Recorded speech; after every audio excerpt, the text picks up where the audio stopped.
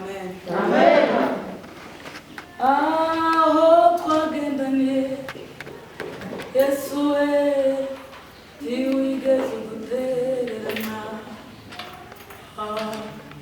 ntiwigeze udutererana. Aho twagendaniye Yesu we ntiwigeze udutererana, ntiwigeze udutererana. Amen. Amen. Tugiye kuganira ijambo ry'Imana. Uyu ni umunsi w'abamama. Hari abatamenyere kutubona aha ariko si tuzi toroshe. Ego.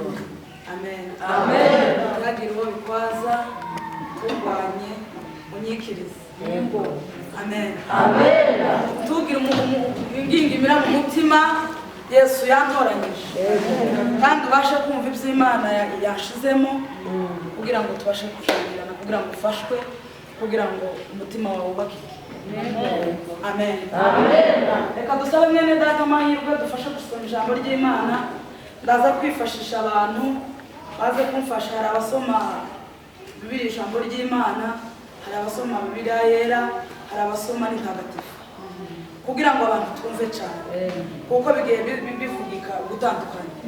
Mandela aze kwitegura nawe araza kumfasha kugira tujanirane, kugira twumve ijambo ry'Imana. Kasabe mwene data nushaka wigire hino kugira dusome ijambo ry'Imana. Amahirwe araza kumfasha gusoma Yesaya 43 umurongo wa mbere.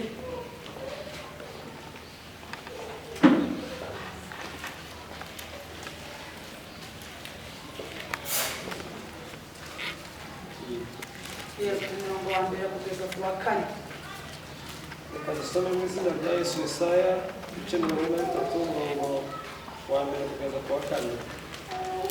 Aravuze ngo ariko noneho Uwiteka wakuremye wowe Yakobo, akakubumba wowe Isiraheli, aravuga ati witinya kuko nagucunguye, naguhamagaye mu izina ryawe, uri uwanjye. Nunyura mu mazi menshi nzaba ndi kumwe nawe, nucana mu migezi ntizagutembana, nunyura mu muriro ntuzashya, kandi ibirimi byawo ntibizagufata, kuko ndi Uwiteka Imana yawe, uwera wa Isiraheli, umukiza wawe. Nagutangiriye Egiputa ho incungu, Etiyopiya na Seba nahatanze ku bwawe, kuko wambereye inkoramutima kandi ukaba uwo kubahwa, nanjye kagukunda. Nicyo kizatuma tanga ingabo zigapfa ku bwawe, n'amahanga kayatangirira ubugingo bwawe. Amen.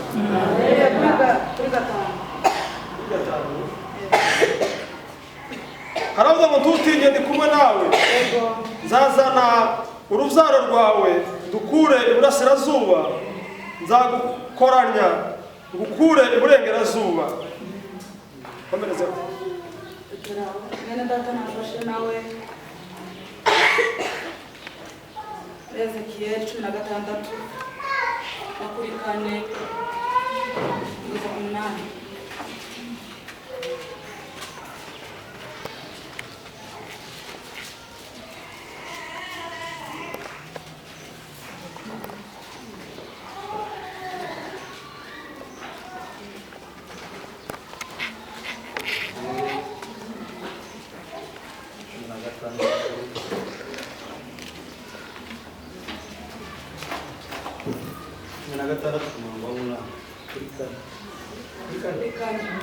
kugeza ku 8. Ezekiel 16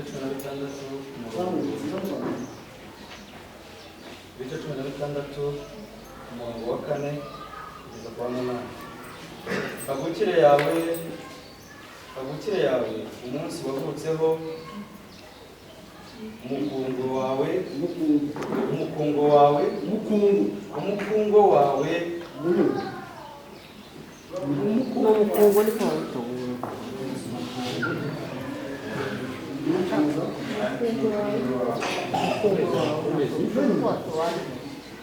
aravuga ngo umukungu wawe ntibawushariye kandi bawushabuye mu mazi ngo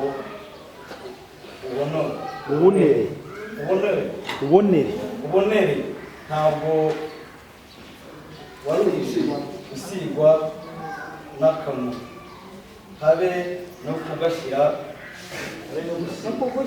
kugushyira kwa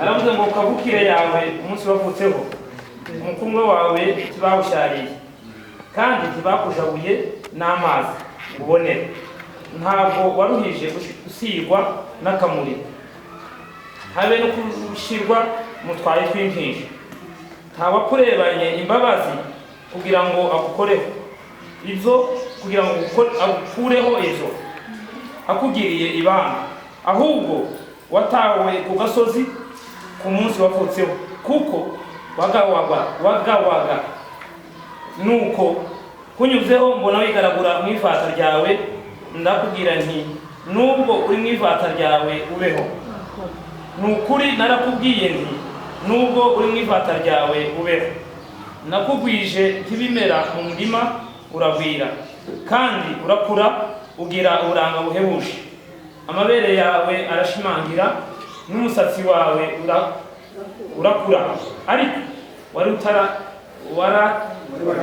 waratawe ari ntaco wambaye nuko nkunyuzeho ndakwitegereza mbona ugeze mu gihe cyo kubenguka maze twikiriza umwitero wanjye nambika ubwambure bwawe ndetse narakurahiye sezerana nawe maze uba uwanjye niko umwami w'iteka avuga amen.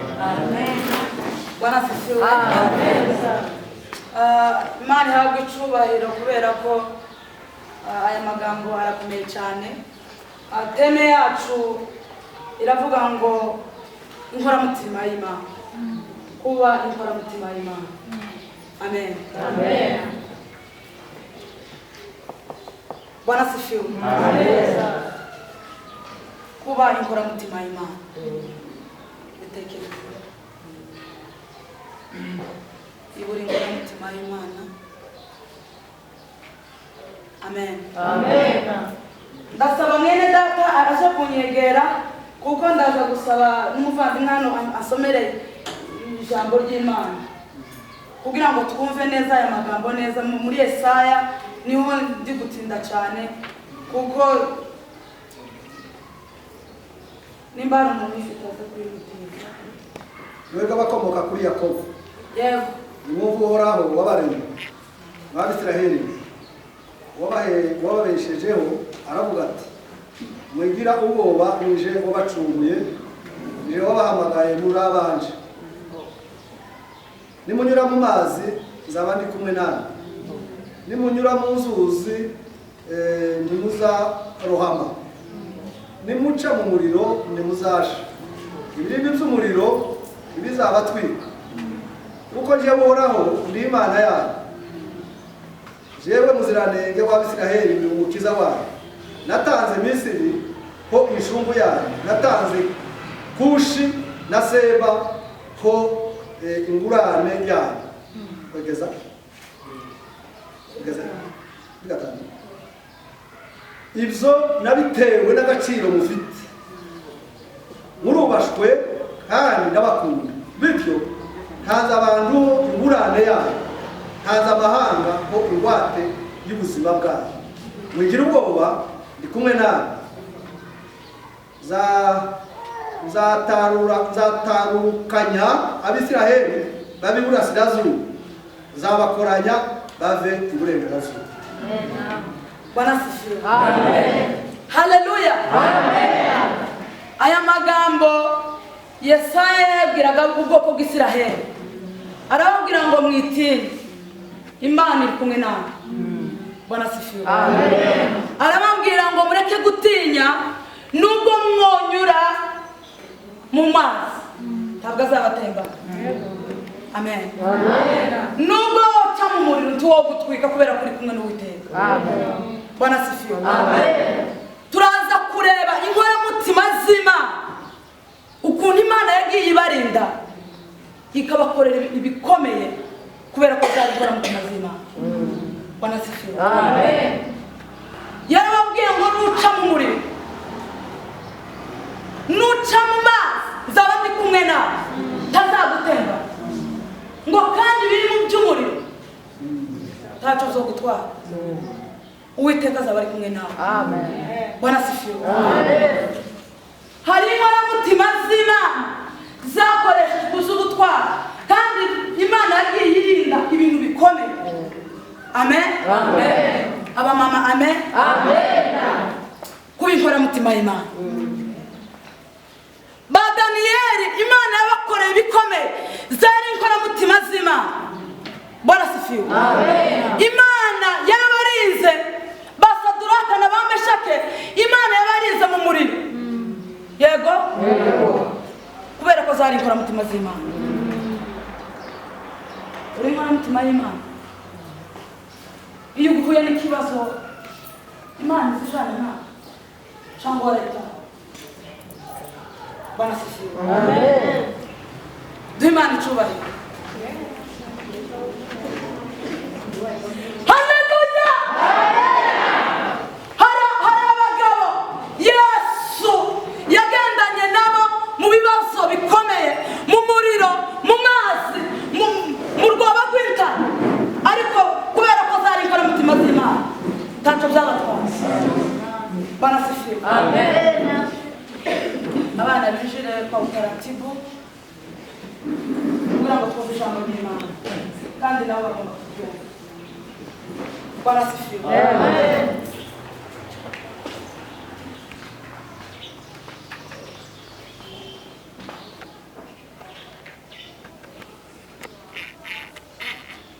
Hari ibintu bigera kuri bine. Banasifiwe. Amen. Hari ibintu bigera kuri bine Yesu yagiye akorera inkoramutima zayo. Amen. Amen. Icya mbere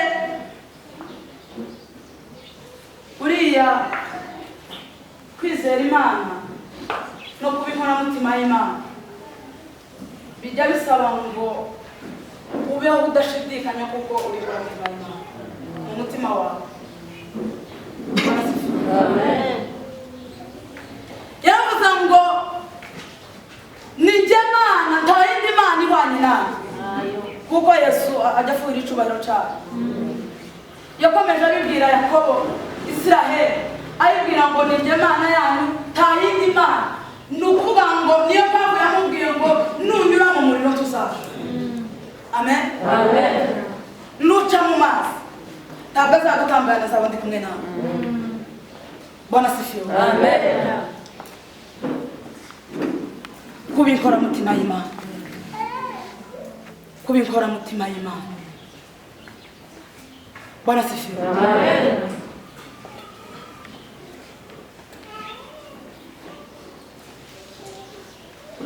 Abarangaye amen.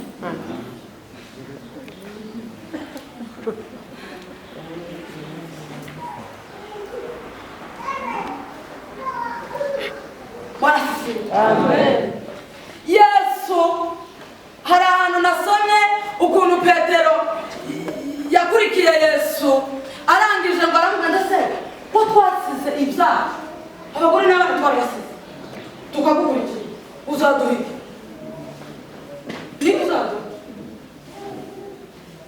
kubera ko yari inkoramutima y'Imana iramubwira ko hano ku isi zo kuzijana ku ijana no mu bwami bw'ijuru. Banasifiwe. Amen. Ngize inkoramutima z'Imana.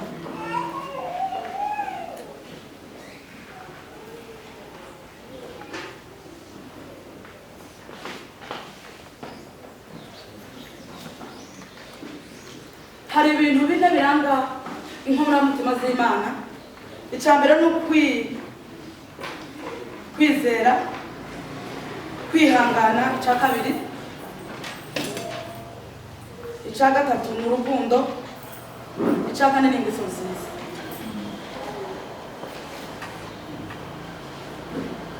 Amen. Amen.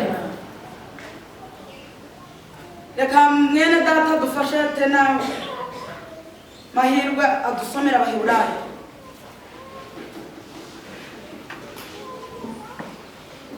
Twumve intwari zizeye Imana, inkoramutima z'Imana. 11 murongo wa mbere.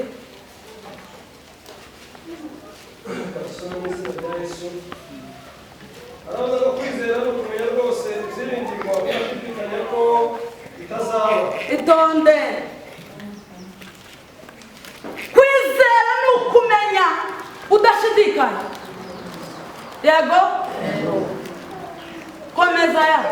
kandi niko kuduhamiriza ibyo tutareba ko ari iby'ukuri. Kandi nibyo biduhamiriza izo tutareba ko ari ukuri. Imana icyubahiro. Haleluya. Twagiye. Cyatumye abakera babaho neza nuko bari bagufite. Yego.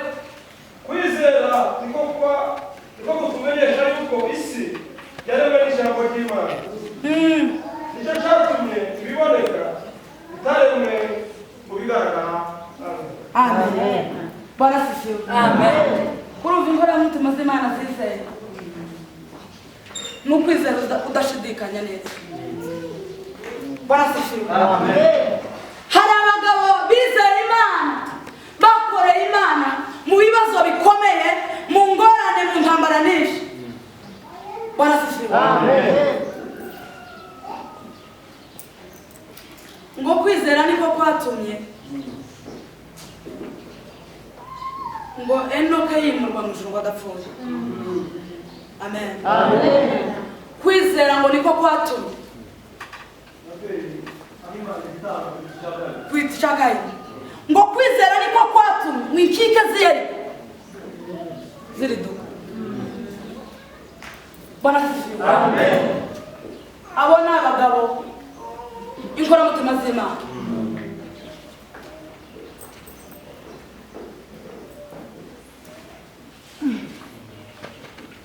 Hashimwe izina rya Yesu watsinze Satani. Hashimwe izina rya Yesu watsinze Satani. Hashimwe izina rya Yesu watsinze Satani. Hari ahantu nasomye muri Yesaya 53 avuga ngo ni ukuri intimba zacu ngo nizo yishize, imibabaro yacu niyo yacumitiwe. Bwana sifiwe. Amen. Dushime Yesu watsinze Satani. Yego. Imana icyubahiro. Haleluya. Haleluya. Izo twari, izo nkoramutima z'Imana, impamvu zanyuze mu bikomeye zigakomeza zigashika. Bwana sifiwe. Amen. Nuko bari bafite kwizera kuko Imana ishoboye byose. Amen. Amen.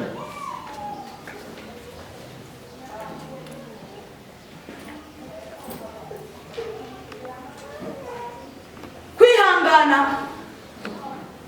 ikintu cya kabiri kiranga inkoramutima z'Imana. Kwihangana turabisanga muri Yakobo igice cya mbere 12. Adusomere data adusomere. Yego. Hahirwa umuntu wihanganira ibimugerageza. Hahirwa umuntu wihanganira ibimugerageza.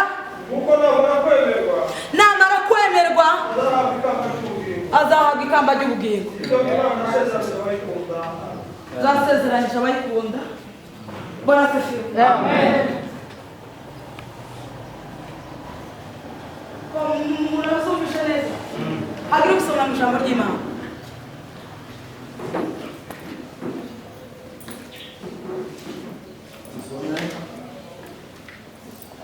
Ijambo ry'Imana riravuze ngo hari umuntu ahirwa uwihanganira ibimugerageza kuko Imana nibona ko atsinze izamuhemba ikamba ry'ubugingo.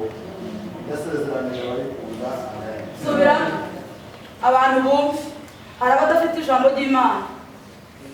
Hahirwa umuntu wihanganira ibimugerageza, Yego, kuko Imana nibona ko atsinze kuko Imana nibona ko atsinze izamuhemba ikamba ry'ubugingo. izamuhemba ikamba ry'ubugingo. Yasezeranije abayikunda. Yasezeranije abayikunda. Dukomere ijambo ry'Imana.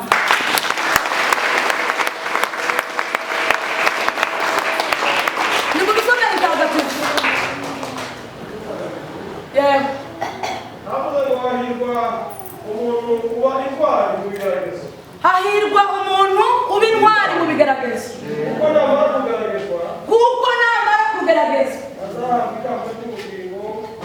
Imana yasezeranije abayikunda. dukomere ijambo ry'Imana.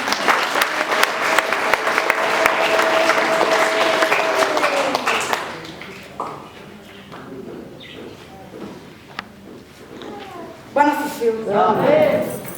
Ibi bintu ni byiza bizatuma umuntu agenda areba mu nzuzi. Pasiteri yagize neza cyane, mushumba Imana. Amen. Ubutaha Mama Yvonne bitego. Bwana asifiwe. Buriya umunsi wa mbere tubyemeka, ariko umunsi wa kabiri wabikora neza, kubera ko kwiga yiga kurisha nguhera mu rugo. Abafite amazi bayazana tuyanywe.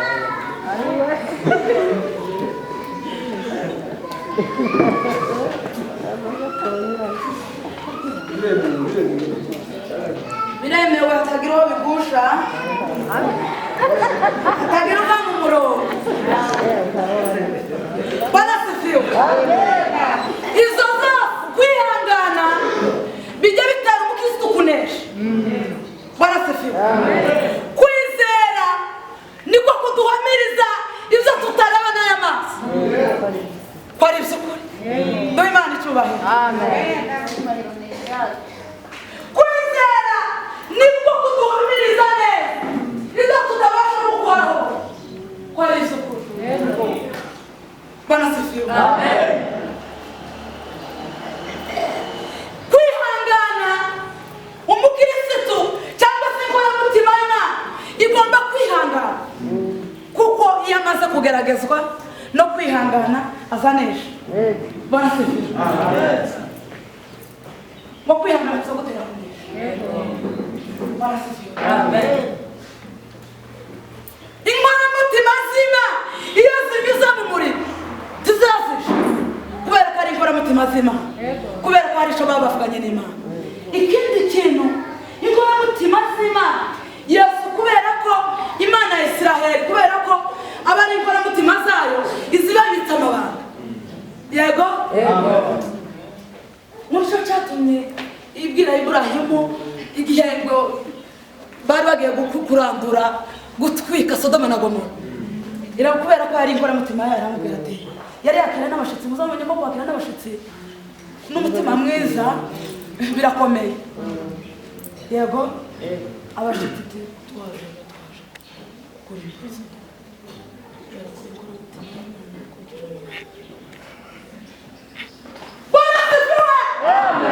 Imana izibitse amabanga bakamenya ejo amakuru y'ejo.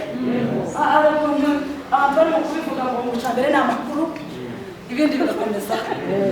Bwana asifiwe. Icyambere ni iki? Amakuru.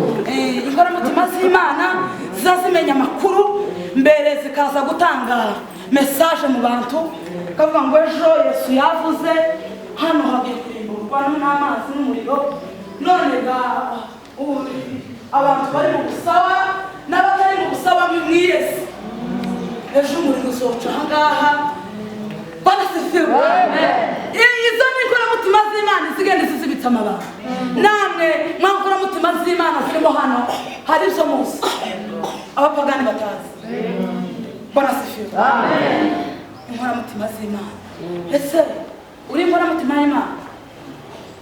Imana izikubitse amabanga, Imana izikubwira iby'ejo. Bwana asifiwe. Nenda kama hivyo na sura tusome Isaya tena. Ihangane. Sindambirana kandi narambiranye n'umunsi w'abamama. Umunsi w'abagore. Nuko n'umuriro wagiye twari no kubanza tukabyina. 44.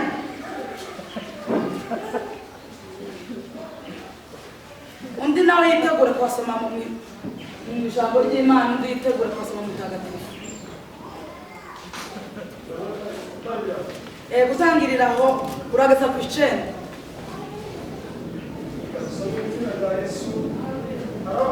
Ariko rero noho umva Yakobo umugaragu wanjye Isiraheli atoranije.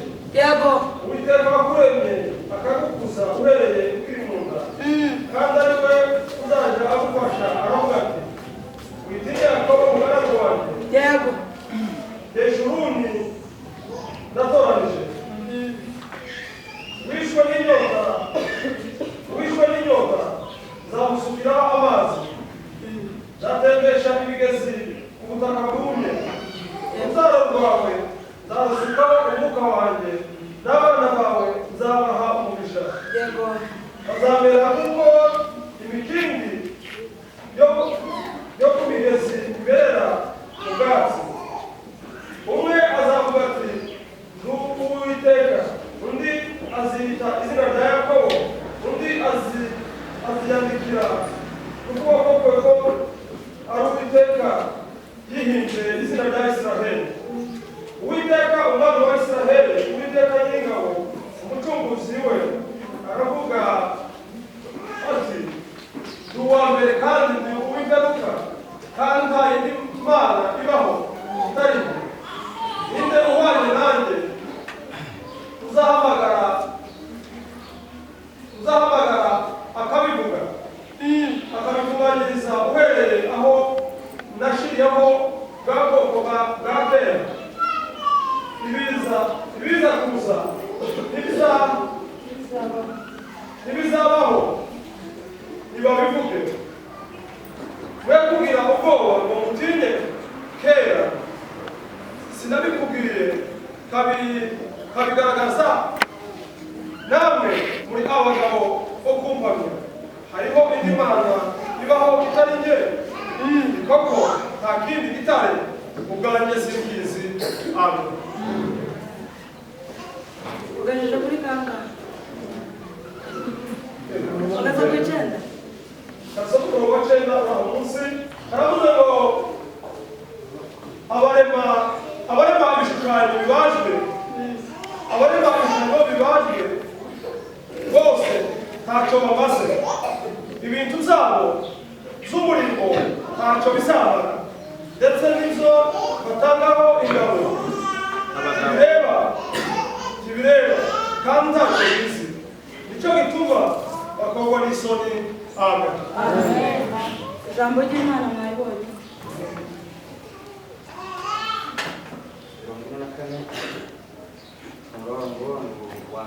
Umwumbe urubyaro rwa Yakobo umugaragu wanjye, umwumbe urubyaro rwa Isiraheli natoranije.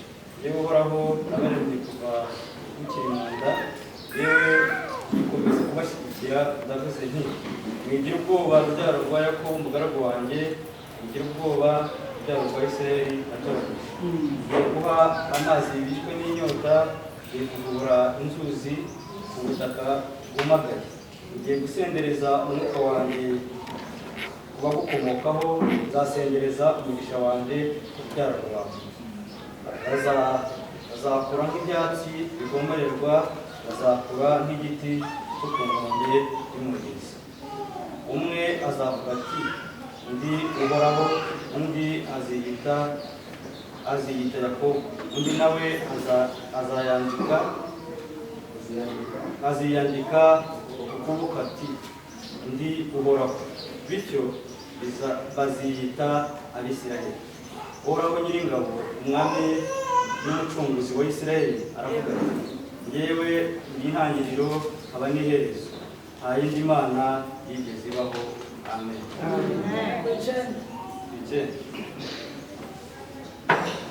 9 haravuga ngo abakora amashusho y'ibigirwamana ni ingorabusa. Ibyo bigirwamana byabatwaye umutima, nyamara ntacyo bimaze. Ababisenga ni impumyi n'injiji, bazakorwa n'isoni. Ababonye mutagatifu. Ariko noneho tega amatwi Yakobo umugaragu wanje, Isirayeli nihitiyemo. Avuze atya Uhoraho wakuremye, waguhanze kuva ukiri mu nda ya nyoko, kandi n'ubu akaba akigufasha. Witinya Yakobo umugaragu wanje, uwo nishumbushije kandi nihitiyemo, kuko wishwe n'inyota zamuha amazi. Uwumiranye mubera isoko idudubiza, zasendereza umwuka wanje mu rubyaro rwawe, n'umugisha wanje ku nkomoko yawe. Bazakura nk'ibyatsi mu gihe cy'imvura, cyangwa nk'urufunzo ku nkombe z'imigezi. Umwe azavuga ati neguriwe Uhoraho, undi azitwe izina rya Yakobo, undi nawe yandike ku kiganza cye ati Duhoraho, kandi yihimbe izina rya Isiraheli. Avuze atya Uhoraho, umwami wa Isiraheli, uwacunguye. Uhoraho umugaba w'ingabo, ni nje tangiriro nkaba n'iherezo. Nta yindi mana ibaho atari nje. Ninde uhwanye nanjye? Ngaho nafata ijambo avuge uko biri, kandi nasobanurire. Ibyabaye kuva kera ntabivuga uko biteye. Uhereye ubwo shizeho imbaraga nyamwinshi n'ibigomba kuzazana nabyo. Abibarondorera mwihinda umushitsi kandi mwitinya. Narabibabwiye bibamenyesha kuva kera. Si mwebwe se bagabo bo kubihamya? Hari indi mana yindi ibaho atari nje, kandi nta rundi rutare rubaho n'aba ntazi. Abakora ibigirwamana bose ntacyo baricyo.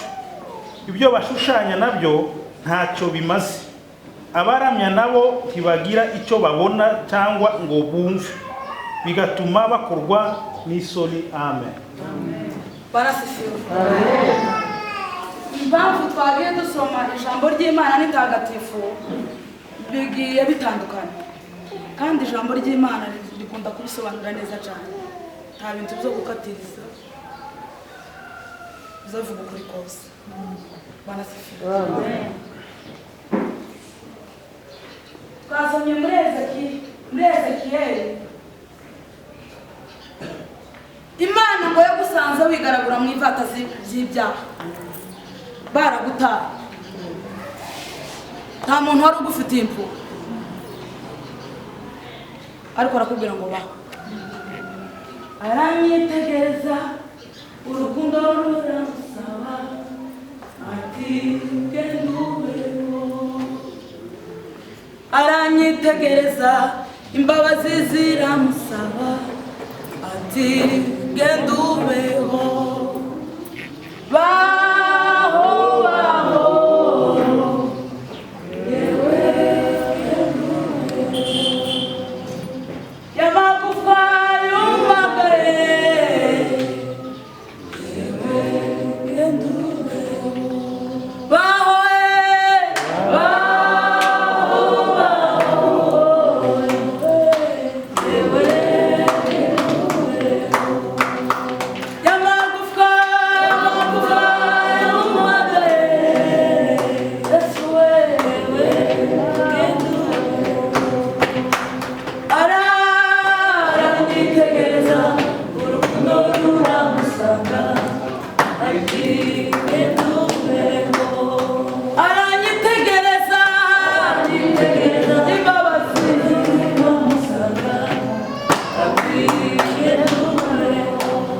Haleluya! Bariko bigaragura n'ivata y'ibyaha, abantu bose bagutaye bakuretse. Yesu bakure, Imana yo mu ijuru ikure, ikugirira imbabazi. Irakubwira ngo yego.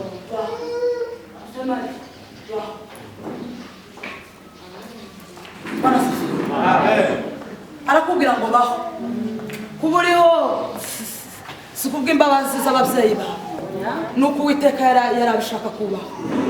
Bwana asifiwe. Mvuge ngo amen. Niki ko turashana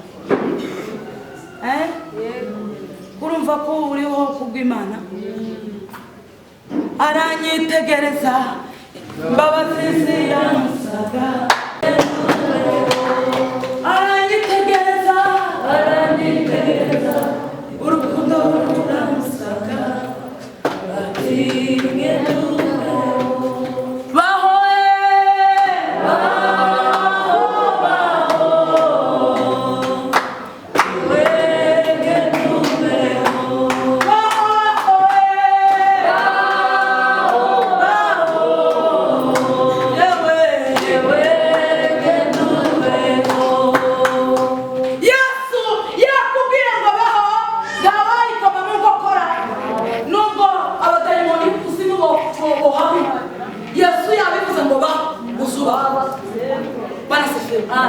Yesu yafunguye amarembo y'imigisha ntawo itanye.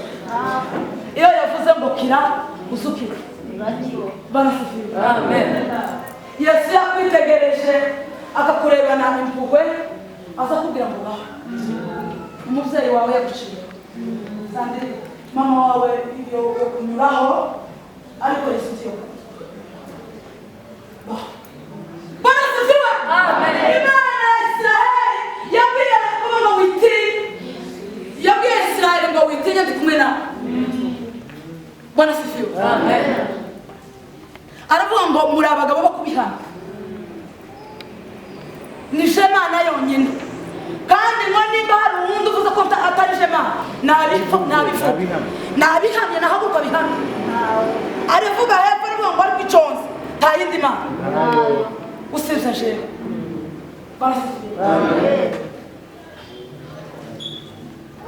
Aravuga ngo ntayo, aravuga ngo namwe ubwanyu muri abagabo bo kubivuga, bo kubihana, kuko ndi Imana. Imana izikora ibitangaza.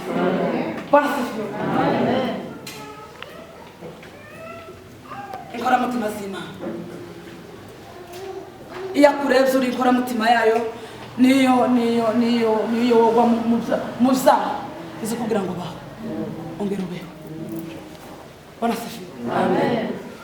Twasomye hariya ku 9 aravuga ngo izindi mana bakora ibigirwamana n'ababibaza n'injiji n'impumyi, kubera ko Yesu aza afuhira icubahiro cyane. Nta yindi Mana. Umutagatifu yavuze ngo niyo ibyo bigirwamana ngo umuntu baza baronka ntacyo babona. Izo mana zabo ni impumyi, ntizumva ntizireba. Izindi mana zose ni ibinyoma byuzuye. Iyo ndirimbo ni nduyizi ntibahora. Izindi mana zose ikinyoma cyuzuye gusa, izindi mana zose ikinyoma cyuzuye, izindi mana zose ikinyoma cyuzuye gusa, izindi mana zose ikinyoma cyuzuye, izindi mana zose ikinyoma cyuzuye gusa, izindi mana zose ikinyoma cyuzuye. Ni ikinyoma cyuzuye. Abasenga izo mana, abasenga izo bigirwamana, abasenga izo bishushanyo ntacyo bimaze.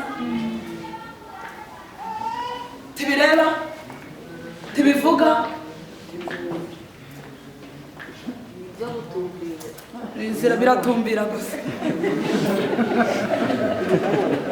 tibizabibona bizotumbira bitabibona tubibona n'impumyi ijambo ry'Imana ryo zavuze ngo ni injiji n'impumyi ni injiji izo mana zitari Imana ya Isiraheli yabikoresheje inyandiko aravuga ngo nimba hari iyindi mana iri itari njyewe nimubivuge naje mbimenye aravuga ngo twiconze ico nta yindi mana ihari usibye jewe uhoraho niyo mana yonyine banasifiwe narondogoye ariko ihangane banasifiwe nubwo narondogoye utaha nijega mama presidente ninakene nazongera n'itora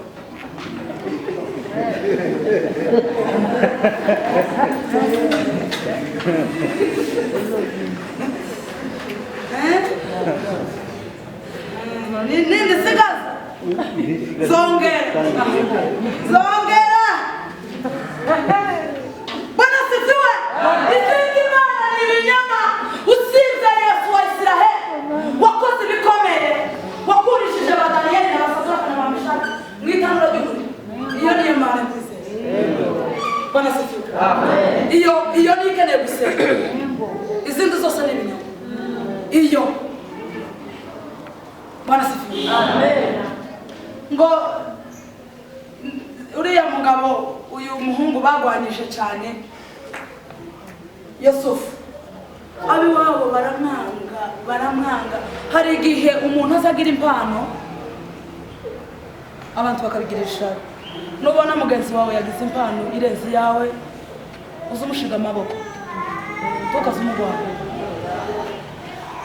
Yosefu yari umuntu w'Imana kubera ko Imana yari yaramusezeranye amasezerano akomeye kuko azaba umwami ariko bene se bakamugirisha cyane yakomeza kubabwira ibintu yarose yari karose cyane yakomeza kuvuga ibintu yarose yakomeza kubivuga bene se bakamubwira ariko wowe urabona ko twagupfukamira nikuze bamubwirira ishari babigira inama yo kuja kumugurisha batazi ko bari kumusunikira kuri Yesu mu masezerano y'Imana bwana sifiwe hari igihe uzuhura n'intambara hari igihe uzuhura n'ibibazo kubera kuri ikora mutima Imana ikakunyuza mu ruganda kugira ngo ukurebe utekine rero umuhagaze bwana sifiwe none se Yosefu mu kugurishwa kwe zikwavuyemo ibisubizo byari wabo wawe gisarade yari yenda kubica ariko kubera ko ari gora mutima Imana hari ikintu yari yaravugaga na bwana sifiwe turashoje amen twikirize amen uri gora mutima y'Imana ego uri gora mutima y'Imana Imana izi kubishikisha amabanga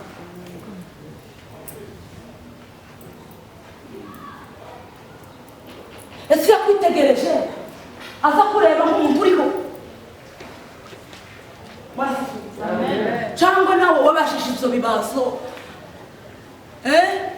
ibyo bigirwamana nawe urabifite komeye ari kuri inkoramutima y'Imana Imana izi bikujyanisha mu neza bwana sifiwe bene data twige kuba inkoramutima z'Imana amen twige kuba inkoramutima z'Imana kuko izindi mana zose ni ibinyoma tugiye gusoza tugiye gusenga mushumba aradufasha kugira ngo dusenge kandi abantu bose duhaguruke uwibaze mu mutima uvuga ngo nimba atari inkoramutima y'Imana Yesu fasha umbe kuba inkoramutima y'Imana kugira ngo nkore ibyo umwuka wera asaba nuko Imana ishaka kutubwira bwana sifiwe abantu mureke kongorera uri inkoramutima y'Imana ibaze mu mutima wawe cyangwa wabivuyemo.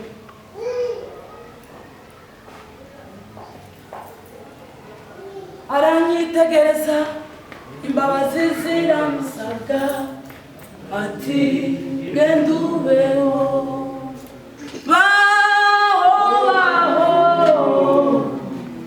yewe genda ubeho yamagufwa yumagaye yewe genda ubeho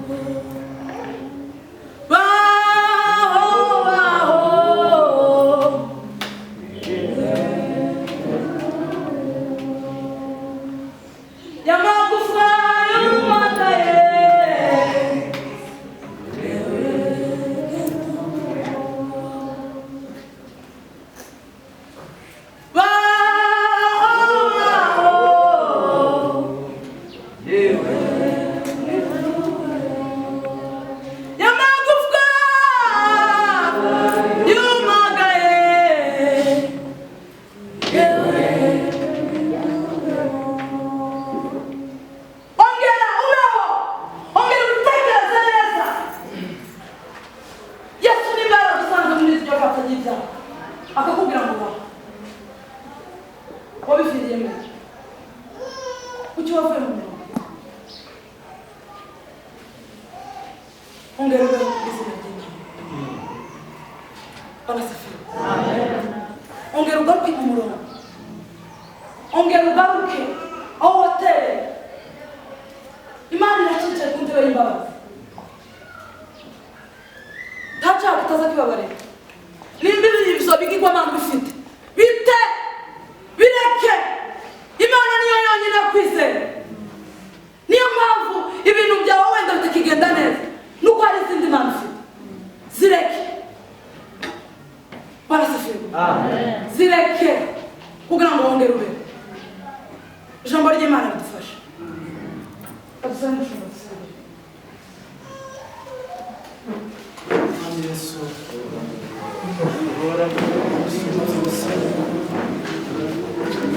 uruhande rwacu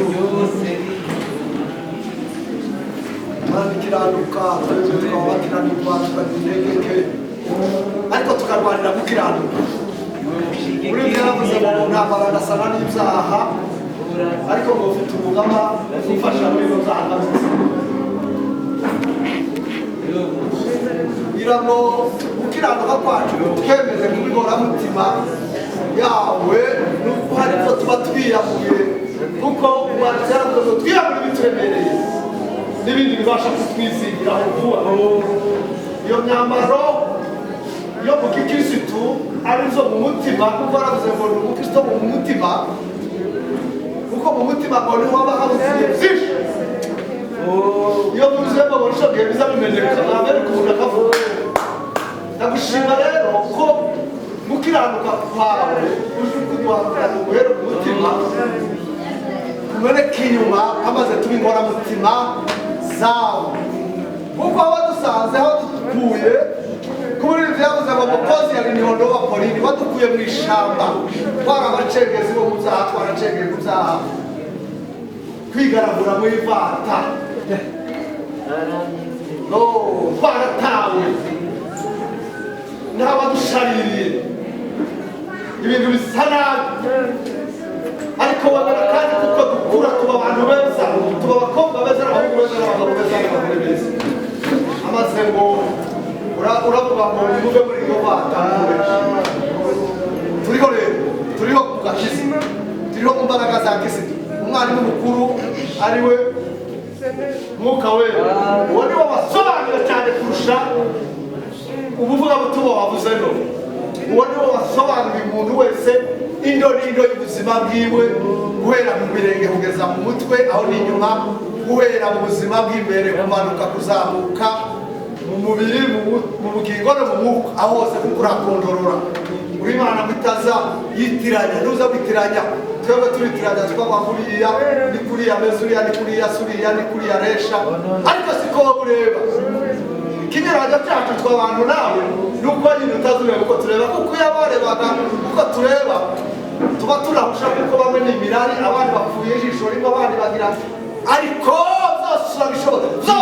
ijambo ryawe abantu bose biratwikuruwe ngo uzanaye gusa imbere y'izatubazo twe twakoze dore gukiranuka rero kugira ngo tubikora mu buzima bwawe mu ijambo ryawe niho indorerwamo yacu yose umuntu wese yirebeye kuri sikirini wese yirebye yahereye ku mutwe ageza ku maguru aravuga ngo dore uko nteye n'uku n'uku ntabwo wiyobeye umuntu wese arizi ariko mu ijambo ryawe riza rikemura ibibazo byose kuko ngo riratwikura byose ngo ntacyo itagaragara imbere y'amaso yawe zose biratwikuriwe nk'izatuma zitwaza turagushimira rero mu ijambo ryawe kuko ariho indorerwamo twireberamo so kuryumva gusa yakobo aratubujije arahakana abwira abafite aravuga ngo si ukuryumva gusa ahubwo ngo ni ugukora ni ugushyira mu bikorwa iby'ijambo rivuga kugira ngo ibashe kutuzamura rizatukuze rizatugeze ku mabisi urakoze mwami turagushimiye kuko wagasaniye umuvugabutumwa turagushimiye kuko wafashije aba bose wakinguye amatwi y'imibiri agaha y'imitima ubugingo bukakira intekerezo zigatangira gutekereza neza kugira ngo rwose tubashe gukurira muri aka gakiza twahawe kandi tukagahera mu izina ryawe Yesu amen.